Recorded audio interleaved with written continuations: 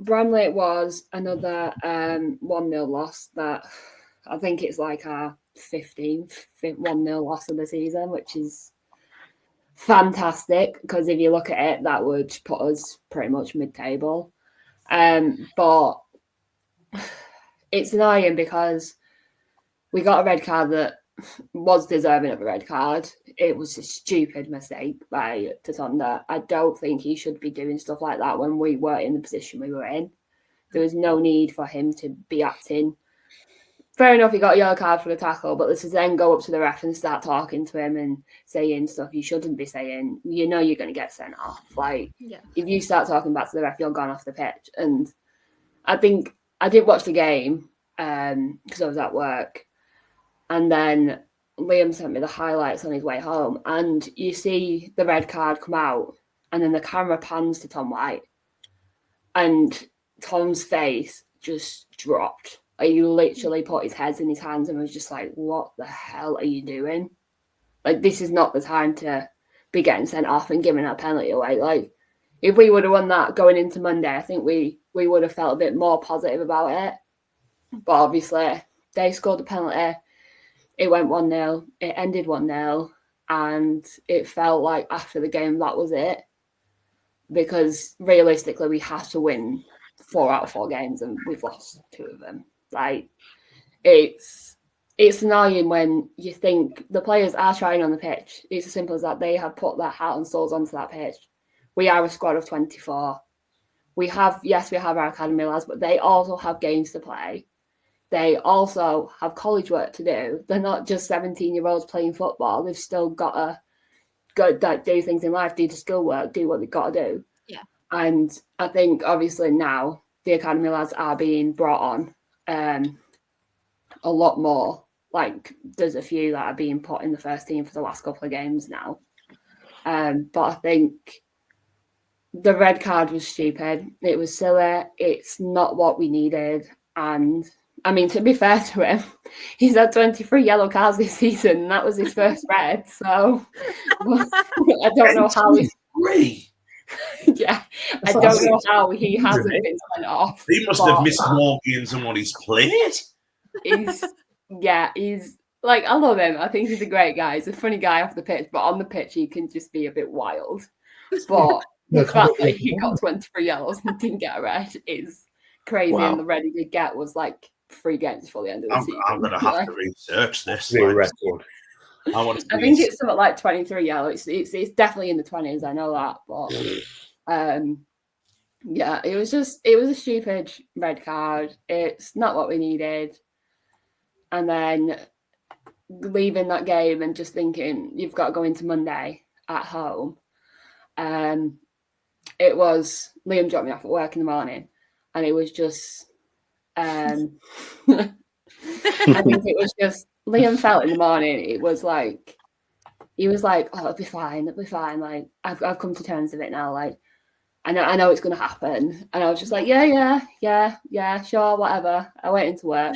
He went to work, and I was just like, "I'm not looking at anything. I'm turning everything off. I'm turning it off on football. I'm turning Morecambe Relegated off. I'm not doing it while I'm at work." So then it comes to like 5 o'clock, and we see the score. And I think as a fan, it was devastating because you knew it was coming. Like we've known for the past like 6 or 7 games that it was probably happening. But to see it like in black and white, and then I think the most annoying part of it was this is Liam's first full-time role in football, and I think it hurts. No way! He needs to give that money back. We've got no money. Like, is he like, oh, I'll pay for someone's food or wage or something. But yeah, I think Monday was one of them where I'll send it from an Instagram. I'm sure I'll be happy with that. But Monday was strange because you kind of had the feeling going into the game you was going to get relegated. Like it felt weird. It was a weird atmosphere around everyone. Like it was everyone kept asking me in work, and I'm like, I'm not talking about it, because if I talk about it, I probably will cry. But I think it was difficult because obviously we went down 1-0, and then I think the hardest part was one of our old players scored against us who now plays for Salford. But speaking to my friends, and they said he did not celebrate 1 ounce. He just stood there and was like, I don't want to do this, but he's going to play for his team. That's it. Like, no matter what, any player that comes back to Morecambe will come back with respect. It's as simple as that, because not one of them players has ever not put their heart out there on the pitch. And obviously when the game ended, the relegation was confirmed. It was probably one of the worst feelings I've ever had. I think, thinking about it, obviously going down to National League, only one comes up. Like, I just think that's absolutely mental. It's probably one of the hardest leagues to get out of. And there's been a lot of rumours flying around saying that Derek's not staying, then he's staying, then he's not staying, and he's come out today and he's saying his press conference and said, I'm staying. I've got a contract, I'm staying with this club. But I think to keep Derek in National League is huge. It's absolutely massive for us, because one, he knows the club inside and out. He knows what's going on. He knows what players he can keep. As far as we're aware, we've got 10 players that have extensions. Whether they sign them or not, it's completely up to them. But I think a lot of them will stay. I think it's incredible that he wants to stay at this club that's just been relegated. I think that just shows testament to him for being here through the hardest part. If anything, I just want this club to be sold in the summer, and for him to have a competitive budget to work with. Because if you give him the budget, we will have the squad. We had that squad in 2021, and that squad got us promoted. Like, I'm not saying we're going to go straight back up, because we probably won't. We'll probably be there for a couple of years before.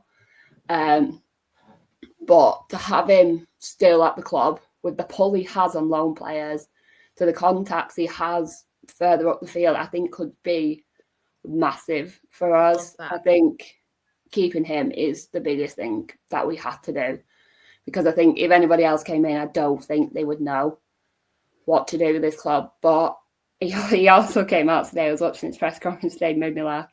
The 500 grand that we got from the Chelsea game, he was absolutely fuming that nobody from the playing staff and the staff behind the scenes got a bonus with that money. That money, no one knows where it's gone.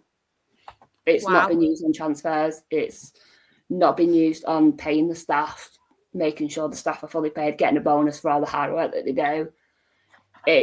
No one really knows where it's gone. So I think for him to realise that the staff and the backroom staff have worked tremendous, and they've not got 1 ounce of a bonus from this FA Cup run, because the FA Cup run was huge, and we probably won't get there again now, because when you go down to the National League, we've obviously got to play a hell of a lot more games to even get to like the FA Cup. So I think if we get there, fair enough. Fair play to Derek, but he has come out today and said he doesn't know what the budget is yet. Obviously, because we're still in League Two, we don't know what's going on there yet. But he has said that he hopes it's a competitive salary. He's aiming for the playoffs, which, again, you want from a manager. You don't want him to be sat there like, oh, don't know if I'm going to be in the National League. Don't know if we're going to get relegated. Don't know if we're going to be mid-table. For him to come out and say, okay, I'm going to aim for the playoffs. If it doesn't happen, it doesn't happen. But as a fan, to hear him say stuff like that, you want to hear that, because you've just seen your club go out of the Football League. And I think it's difficult as a fan, because you sit there and you think, we spent 18 years in EFL, 18 years with not one relegation out of the Football League. That is huge for a club like us with the budget we have. And like Dan said, Burnley Football Club is Burnley. Like, that's it. If we lost this football club and this football club didn't exist anymore, there'd be nothing in Morecambe. 100%. It's like taking the heartbeat out of a community, isn't it? If we lost the club, it's massive. Like, there's no if or what about it. There's weddings there, there's christenings, there's events, there's something going on every week at that club. And you don't have to like football to go to the club. You don't have to go and watch the football, but there's a lot of events that go on there. I went to the women's game a couple of weeks ago to help my friend who was working it, and there was people there coming out asking questions about the football because they had an event on that day. And I think as a club that is the community, if we lost this, I think it would generally like kill Morecambe generally because the revenue that they get, it's a family club. It will always be a family club, and it hurts right now. Obviously, you've still got to go through all the players. You've still got 2 games to play. There's nothing to play for now. We're relegated. It's not the easiest to deal with. We have Chesterfield away on Saturday and then Harrogate at home on the week after, I think. But I just think we go into it full force. We do what we need to do. There's been a lot of academy lads training with the first team because I think Derek's just like, why not? Why don't I just put these lads out there? There's Billy, who is the top goal scorer for the academy that made his debut on Monday. He's 17. There was a lot of they've got Nathan Snowball, my absolute favourite, just because of his name. He's 17. There's a lot of 16, 17-year-olds that are getting into this team now. And if we do stay down there for 2 years, and we could lose the academy, and that is probably the hardest thing to deal with because our academy is the heartbeat of the town, basically, because you can go down to the college and watch them play every Saturday. You can get to know these young ones that are coming up. And I think as Liam has known the academy lads a lot, like before he started working full time, he was a volunteer at the academy. I think it means more to see the academy lads playing for the first team because obviously he knows them very well. It's a friendly face for them. It's not intimidating when they come into the ground and they've got all these professional footballers in the face. But it's difficult because we know it's not the players' fault. We know it's not Derek's fault. It's frustrating because you know it's one man's fault. And if he wasn't in charge of this club, we wouldn't be where we are now. We have to praise Derek for what he has done this season, to do what he has done with the budget he's had, with the stress he's had behind the scenes. He has not once walked away from this situation and given up on this club. He's given his full heart and soul to this club. And I think, if anything, I'm just so glad Derek is staying because I think if we lost Derek, I don't think we'd survive in National League because he is the heartbeat of this club. Yes, he may have left us a couple of times and gone elsewhere, but there was rumours flying around today that earlier this season he was approached for another job and he said no. So I think as a fan, that's something you want to hear because to have someone like Derek at the realm is someone you want to fight for your club because I think he sees the potential. He sees that we could be getting promoted again. He knows what it was like for us in 2021 when we did get promoted.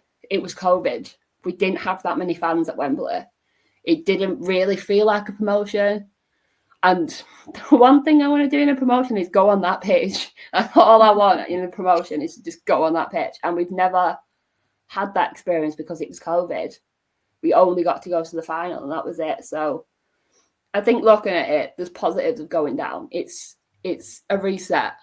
It's to see where we stand. It's to sell the club, sort everything out behind the scenes, and then we can make our way back up. And it's difficult as a fan right now to, like, I don't know, just realise that you are going down because it doesn't feel real yet until the season's over and then you get the schedule and you see where you are and what you're doing. But I think as a fan, it's always going to be Morecambe until the end. And no matter what, if we sell this club in the summer, fantastic. Absolutely brilliant because if Derek has a competitive sell it, unreal what he can do. But at the end of the day, we're going to do what we're going to do and we're going to show up for the lads. We're going to be there backing the team, backing Derek. And whatever happens will happen.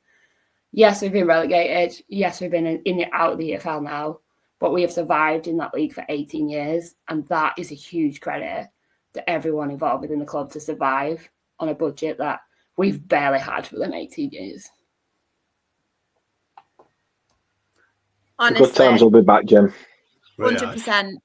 100%. I'm so glad when you sent that news in the group chat, and obviously said it in here about Derek Adams, because we had that chat, didn't we, last week on here as well? And we were like, you have to keep him. He knows that club from top to bottom. And it's similar to like what with Jim McNulty. I know he's not as experienced Jim McNulty, but you know they care. You know if you're going to be there. You know everything is in the best interest of that club. And I love that. And obviously, I know it hurt on Monday, but I love that you can see the positives now.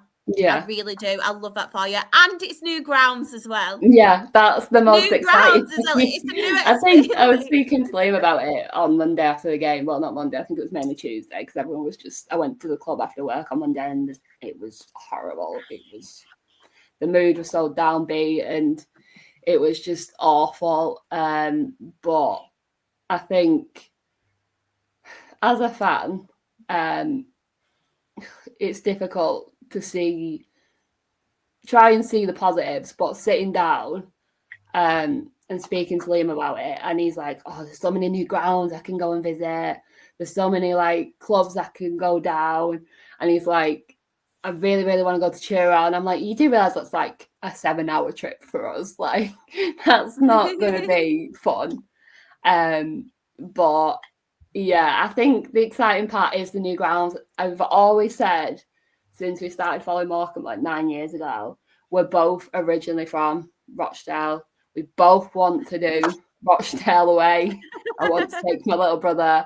I want to do everything. And we're always like in the opposite leagues. We're never in the same leagues. No. And I'm like, please go win the playoffs just so we can do Rochdale away. Part of me is like, obviously, like, I really want to like play you, but then another part of me is like, but I do want to go back to the EFL, but I don't know. Everything happens for a reason, doesn't it? Yeah, I totally happens agree. For a reason. Yeah, it's just I'm excited to see some new grounds, new away days, and yeah, I'll probably be coming to Gateshead, Luke. You'll probably see Tom White if he's fingers crossed he stays with us.